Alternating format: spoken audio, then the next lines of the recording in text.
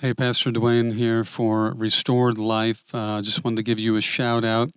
I was thinking about Eden, actually. I was thinking about the Garden of Eden. It just, if somebody could zoom me back to the Garden of Eden. Have you heard about, some of the ambitions of these guys? They want us to go to Mars. They want us to go here. They want us to go there. They got rocket ship here. Well, what if somebody could rocket ship you to Eden? Would you say no? What if there was all expense trip paid to Eden, the Garden of Eden, and you saw the Tigris River and it splits off, and you saw all the gold, and you saw, the beauty and the peace and everything that existed in Eden. That's really what restoration is. Restoration is not getting your stuff back. Restoration is getting back what you've never had. When we think about restoration, because we have to think about restoration because the Bible's really a book about restoration. It's more than salvation. Salvation through forgiveness is really just a pathway to restoration. What God really wants, He really wants to restore you to what first Adam had or where first Adam lived. He wants to restore you to Eden. And so would you say no? Would you say, I don't want to go? How do we get there? That's really what the Restored Life is all about. The Restored Life Clinic, the Restored Life Conference, the Restored Life University, online university, all of that.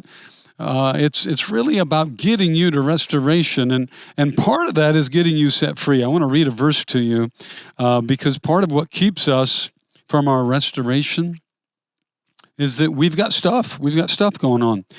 Hebrews chapter 12, verse 15, it says, "See to it that no one comes short of the grace of God, that no root of bitterness springing up causes trouble, and that by it many be defiled." See to it that no one comes short of the grace of God, that no root of bitterness, that no bitter root, that nothing bitter, that a bitter root springs up. So, here he names a root of bitterness, but there's a lot more roots than just a bitter root. There are all sorts of other roots that we could have in our lives, like a root system. A root system of bitterness is just one of them. And so there's an exhortation here in Hebrews 12, don't let that root be a part of your life, because if it springs up, and that doesn't mean it controls you all the time, it's never that way for Christians. A root within you doesn't control you all the time. It just springs up now and then.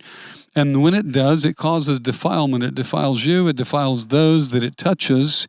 But you don't have to be subject to a root system. You don't have to have a root of iniquity or an unclean root within you. You've been born again that you might become free.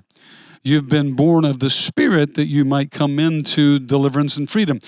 What the Lord wants for you is not just to be born of the Spirit, but He wants your entire soul, your mind, will, and emotions, imagination. He wants all of you completely free from any root system that would spring up and cause trouble. If it's fear, if it's pornography or sexual addiction, if it's drugs or alcohol, if it's unclean manifestations of anger, whatever it is, God wants you free, because your freedom has a lot to do with getting you back to Eden. So that's why we want you to be a part of Restored Life. We want you to get to the conference. We want you to get to Restored Life University.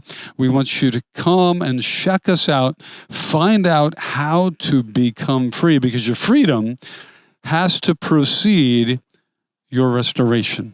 Until next time, this is Pastor Dwain. We want you free. God bless you.